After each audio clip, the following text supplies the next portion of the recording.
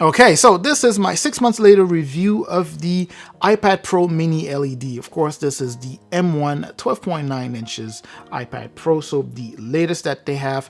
Let's go ahead and see what my experience has been like over the past 6 months.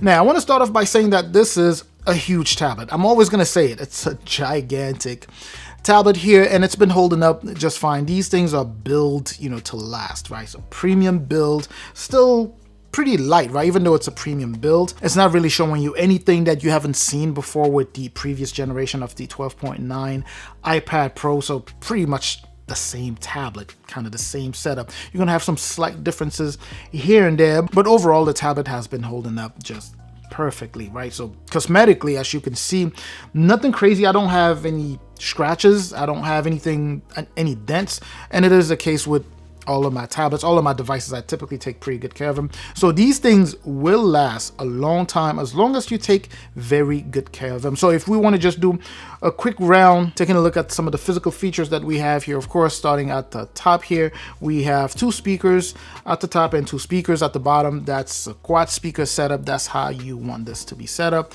Power button, that's been holding up pretty nice. Also, on the camera module that you see on the back there, you will have a 12 megapixel wide and also a 10 megapixel ultra wide sensor, and you also have Apple's LiDAR scanner right next to it. And on the front, you are going to have the Face ID systems along with the selfie camera, which, by the way, this year is a 12 megapixel true depth camera system with ultra wide. So it's pretty nice for picture and video, especially in this day and time, because nowadays video calls, that's the new normal, right? So this guy here is able to kind of adjust the lens depending on what's happening in the picture. It will track movements and adjust that camera to keep everyone in the shot. And beyond that, the camera system is actually pretty good. Even that front one, 12 megapixel picture quality is very, very clean, right? So it's been holding up just fine since the get-go. Oh, we also have that USB or Thunderbolt port that Apple implemented there, which was a very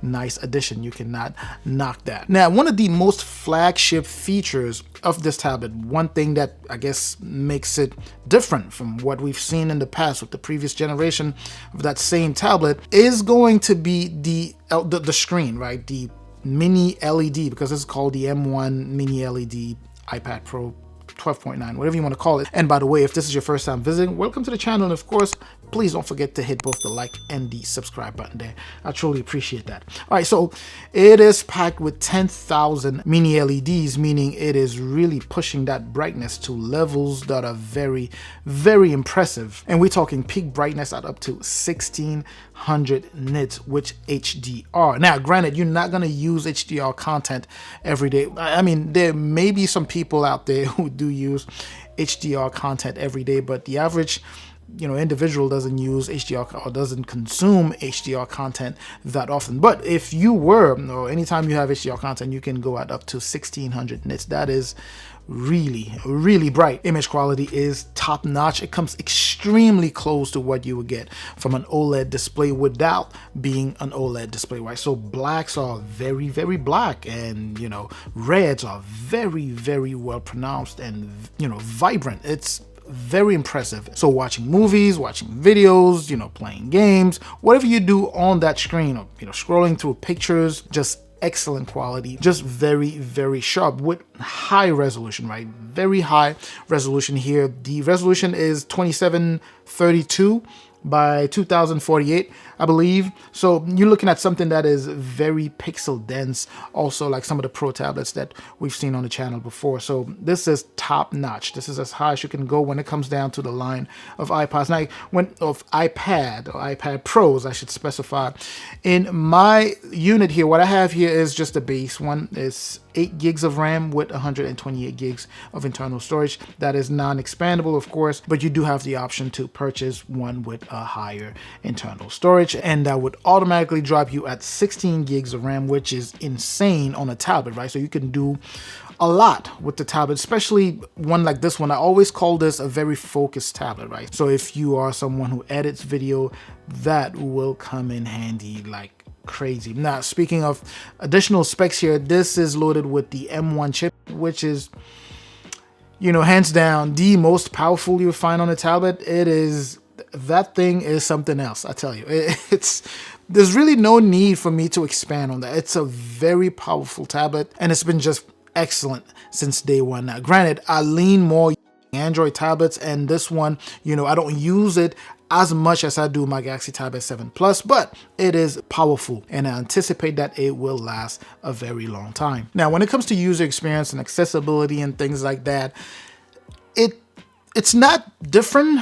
It's not very different from any of the iPad Pros that I've used in the past, right? So the same user experience is offered, and sometimes I joke calling it kind of like a big iPhone, because one of my main phones is an iPhone, right? So I usually carry two phones, an iPhone and an Android phone. So one of my main phones is an iPhone. So switching from that to here is kind of, I'm not sure if they're doing it on purpose, but you get that same continuity where it looks the same. You pretty much interacting with the same GUI, right? And moving from a small Apple device to a huge Apple device, there's really no difference in the way, you can interact with the device, which could be a good and a bad thing, right? It could be boring, but it just works very, very well. When it comes to productivity, of course, you can be extremely productive with this guy here. It is packed with some very, very impressive specs. We're not going to talk about multitasking, because that's kind of one of the areas where it could be better, but when it comes down to just raw power, there's nothing better than this. When it comes down to just raw power, that M1 chip is ahead of its time, and it will power through any task without any issue. And that's why I call it a very focused tablet. Now, it won't do a million things at the same time on the GUI. It could do a bunch of things, but the GUI itself, or let's just say iPad OS, will not allow it to be as versatile as something like the Galaxy Tab S7. Again, not because it's not powerful enough to do it. It's way more powerful than the Galaxy Tab S7, but the GUI or the platform just won't allow it to be that versatile. However, the things that it will do, the things that it will focus on doing, it will do it better than any tablet out there. But anyway, this video is really not supposed to be that long. I'm just gonna say that 6 months later, this guy is still performing like it was, like it's brand new. Nothing has happened to it, no scratches, no dent. It's a solid tablet, solid build. In terms of performance, it still performs at a very, very high level, and there's really no surprises there, right? So if you're one of those few people who need this, who have, use case scenarios where they actually need this particular tablet, and you are looking to buy it, but you're kind of hesitating, I'll say don't hesitate, as long as you know that you're buying this with a purpose. In terms of just regular people, I generally don't advise regular people to go for the 12.9 M1, mini LED 12.9, whatever the case may be.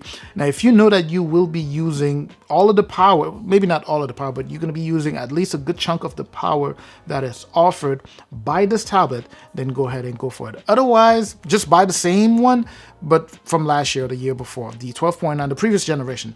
That one should offer you more value if you are looking for something more value oriented. But anyway, that's just my take here. Let me know if you have any questions about this. Let me know if you own this tablet. What is your take on this? I'm going to catch you in the comment section like I always do. I'm also going to catch you in the next video. And up until that next video, of course, as always, stay safe out there.